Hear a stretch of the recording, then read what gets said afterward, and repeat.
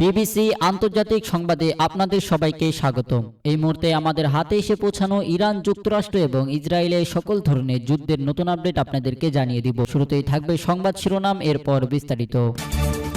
Hormuz প্রণালীতে নতুন নিয়ম চালু করল ইরান। ইরাকে গোপনে সামরিক ঘাঁটি বানিয়েছে ইসরায়েল। যুক্তরাষ্ট্রের উপর নির্ভরতা কমাতে চায় ইসরায়েল। দর্শক, এতক্ষণ শুনছিলেন সংবাদ শিরোনাম, এখন বিস্তারিত।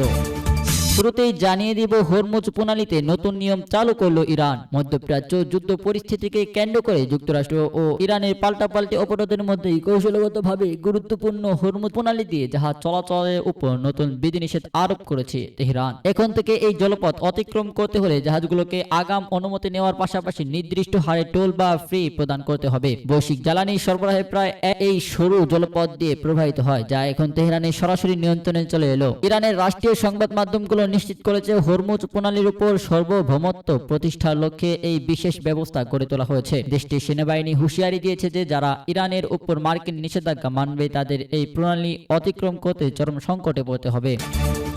এরপর আপনাদেরকে জানিয়ে দিব, ইরাকে গোপন সামরিক ঘাঁটি বানিয়েছে ইসরায়েল। ইরানের বিমান হামলা চালানোর জন্য ইরাকের মরুভূমি এলাকায় গোপন একটি সামরিক ঘাঁটি স্থাপনা করেছে ইসরায়েল। সূত্রে বরাতে এমন দাবি করেছে ওয়াল স্ট্রিট জার্নাল। প্রতিবেদনে বলা হয়েছে, যুদ্ধ শুরুর কিছুদিন আগে যুক্তরাষ্ট্রে জানিয়েছে ওই ঘাঁটিটি তৈরি করে দখলদার দেশটি। তবে এ বিষয়ে ইরাক সরকারের কোনো অনুমোদন বা তারা জানত কিনা তা নিশ্চিত হয়নি গণমাধ্যমটি। মার্চের শুরুতে এক রাখাল ওই এলাকায় সন্দেহজনক সামরিক তৎপরতা দেখতে পাওয়ার পর বিষয়টি ইরাকি কর্তৃপক্ষকে জানায়। পরে তদন্তে ইরাকি সেনারা ঘটনাস্থলের দিকে অগ্রসর হলে ইসরায়েলি বাহিনী বিমান হামলা চালায়। ওই হামলায় এক ইরাকি সেনা নিহত হন। এই ঘটনায় বাগদাদ সরকার তীব্র নিন্দা জানায়। জয়েন্ট অপারেশন কমান্ডের উপপ্রধান ফয়েজ আল মোহাম্মদীভ বলেন, এই বেপরোয়া অভিযান কোনো ধরনের সমন্বয় বা সমন্বয় ছাড়াই পরিচালিত হয়েছে।